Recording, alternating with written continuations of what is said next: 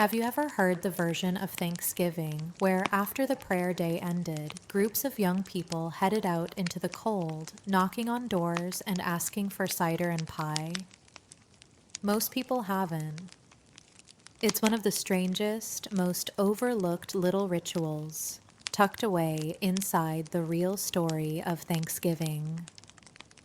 Hi everyone, I'm Ellie, and this is Scandalous Forgotten Rituals, where we explore the quiet, shadowy corners of history that never make it into school books. Tonight's video is called The Real Story of Thanksgiving and the Forgotten Door Knocking Ritual.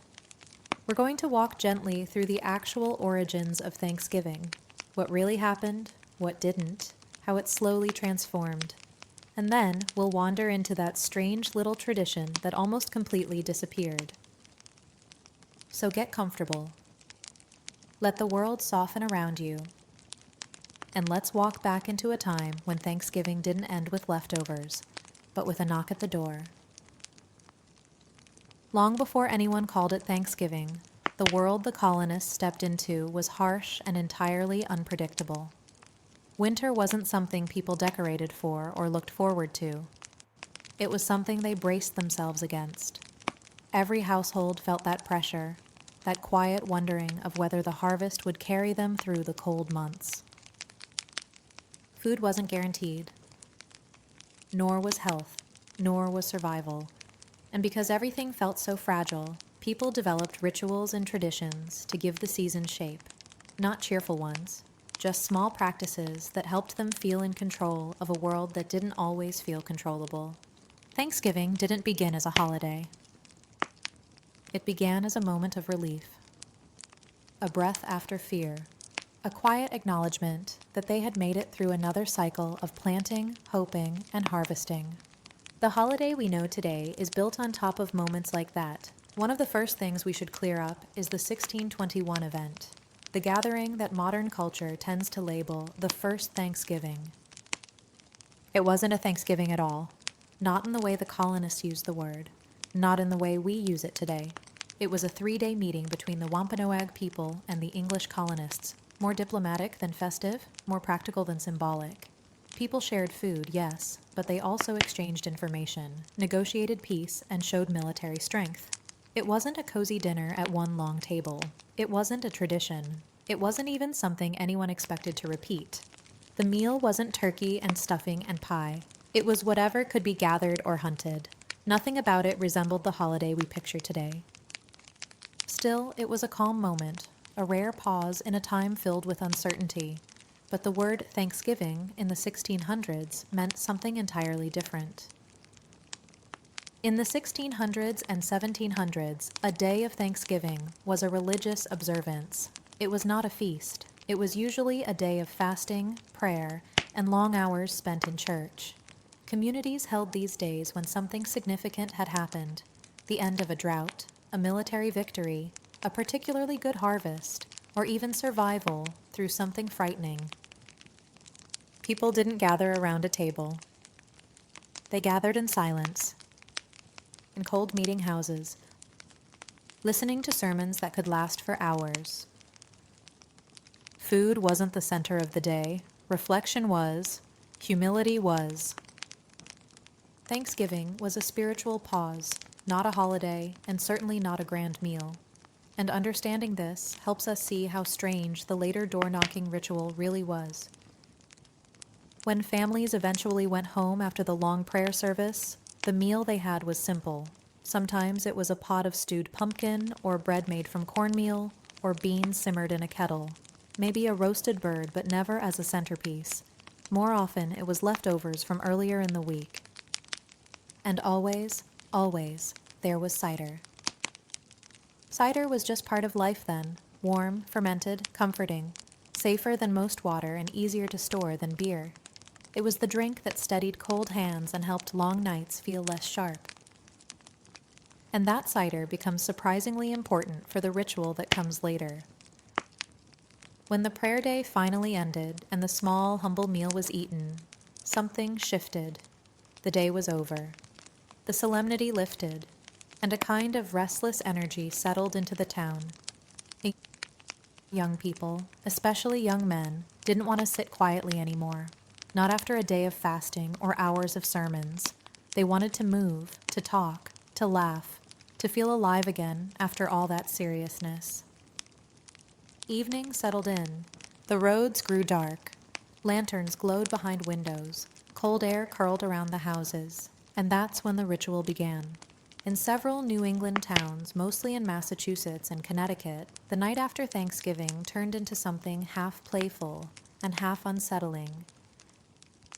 Groups of young men bundled themselves up, grabbed lanterns, and headed out into the night. The stars above them were bright and cold. The smell of wood smoke drifted through the air. The ground crunched under their boots. And then, one house at a time, they started knocking. Not timidly, not politely, with a kind of mischievous boldness. When someone answered the door, the group would ask for a treat, usually leftover dessert or a mug of cider, and most households complied. It was part of the rhythm of the season, an expected interruption after a long, almost somber day. But if a house didn't answer, or pretended not to, that's where things got interesting. Sometimes the boys would leave a pumpkin on the doorstep, whole or carved. Sometimes they'd set down a hollowed turnip with a candle flickering inside. Other times they'd knock again, louder, leaving behind the feeling that something was waiting in the dark. It wasn't threatening, but it wasn't entirely harmless either. It was something in between, a ritual dancing on the line between fun and mystery. Some towns called it Pumpkin Night, others called it Cider Night. A few old diaries simply describe it as the knocking, as if everyone already knew what that meant. This wasn't just kids being mischievous.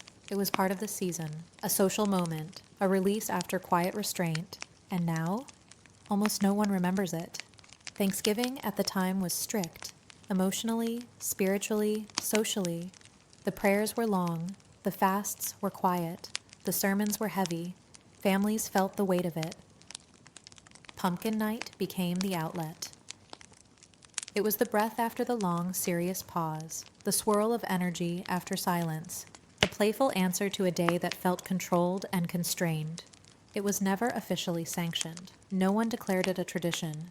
It simply became one because people needed something light after a day so heavy. It was Thanksgiving's shadow twin, the part of the holiday that only came alive when the fires dimmed and the roads turned dark.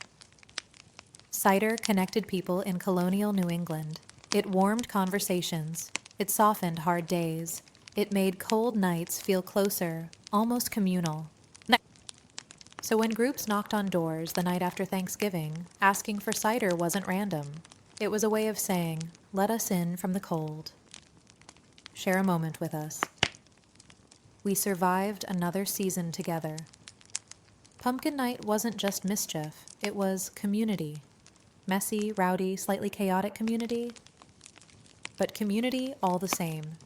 And if we're honest, it was probably fun. The strange, slightly eerie parts, the pumpkins left behind, the lantern-lit faces in the night, just gave it that edge, the kind that makes a tradition memorable. By the 1800s, Thanksgiving began to transform. People leaned into a softer version of the holiday, one built around quiet homes, warm kitchens, predictable meals, and the kind of family-centered atmosphere that felt calm and safe. Thanksgiving was becoming gentler, more domestic, more curated. And a group of boys wandering through the streets in the cold, pounding on doors demanding cider, didn't fit the new picture. Town leaders discouraged it. Newspapers frowned on it. Families stopped preparing extra treats just in case someone knocked. Little by little, Pumpkin Night faded out of existence. Not with a dramatic end, just with a quiet sigh, the way old traditions often do. Today, Thanksgiving carries a warm glow. The food, the familiar faces, the comfort of a table full of dishes and stories. But beneath that glow, there's a much older version of the holiday. One shaped by uncertainty, survival, quiet faith, and strange little customs that came and went. Pumpkin Night is one of those customs, a reminder that Thanksgiving wasn't always neat or polite.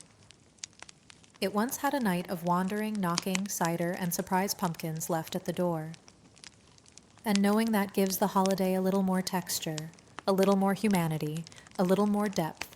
Thanksgiving wasn't always the tidy picture we imagine. It had shadows, it had mischief, it had strange rituals whispered about in old diaries. And sometimes those forgotten pieces tell us more about the people of the past than any official tradition ever could. Thank you for spending this time with me. I'm Ellie, and this is Scandalous Forgotten Rituals.